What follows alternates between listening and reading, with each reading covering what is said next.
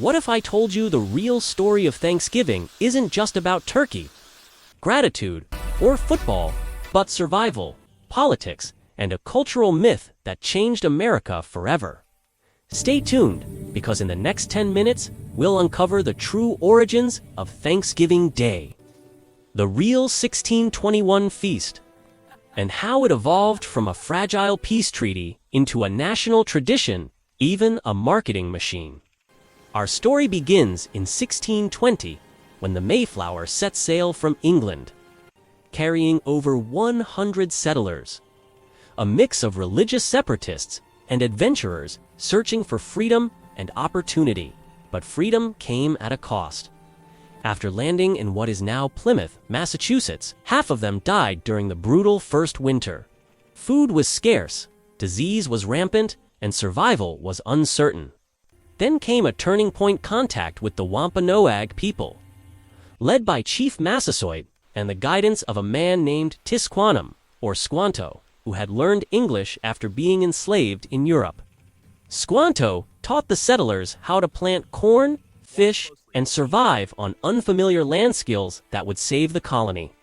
Without this crucial exchange of knowledge, the Plymouth colony would almost certainly have failed. The survival of these early colonists was directly tied to the generosity and wisdom of the indigenous people they encountered. In the autumn of 1621, after their first successful harvest, the Pilgrims held a 3-day feast to celebrate survival and alliance. Historical reality check: there was no turkey, no pumpkin pie, and definitely no cranberry sauce. The menu likely included venison, which the Wampanoag brought, wild fowl, corn, beans, and other native vegetables. Around 90 Wampanoag men joined the 50 colonists, a rare moment of cooperation in a time fraught with uncertainty. But here's the twist: the Pilgrims didn't call it Thanksgiving. To them, Thanksgiving was a religious day of prayer and fasting, not feasting and celebration. So, the first Thanksgiving wasn't the birth of the holiday we know. It was a fragile piecemeal between two worlds. A secular harvest festival born of mutual need, peace that, tragically, wouldn't last long. That early alliance soon fractured. Within decades, colonial expansion, relentless land disputes, and deep-seated religious tensions erupted into war. The King Philip's War from 1675 to 1678, one of the deadliest conflicts in early American history on a per capita basis. The fragile peace of 1621 was shattered by greed and misunderstanding, leading to immense suffering and displacement. For Native peoples, the idea of Thanksgiving would come to symbolize loss. The loss of land, culture, and sovereignty, rather than unity and shared harvest. Yet, throughout the 1600s and 1700s, various colonies continued to hold days of Thanksgiving. These were not for harvests, but to celebrate military victories or what they saw as divine deliverance. For example, in 1637, the Massachusetts Bay Colony's governor, John Winthrop, declared a Thanksgiving to celebrate the safe return of soldiers from a massacre of the Pequot people. This is a dark and rarely acknowledged part of the holiday's origin. A stark reminder that history isn't always something to celebrate, but it is always something we must understand. Fast forward to the 19th century, and Thanksgiving took on a new life, thanks to one incredibly determined woman, Sarah Josepha Hale. You might know her as the author of Mary Had a Little Lamb, but she was also the powerful editor of the most popular magazine of the era, the Godey's Ladies' Book. For 36 years, she campaigned relentlessly for a national Thanksgiving holiday. Why? She believed a shared day of gratitude could unify a nation that was tearing itself apart at the seams. Her passionate letters eventually reached President Abraham Lincoln, who, in the midst of the brutal Civil War, saw the profound potential in her idea.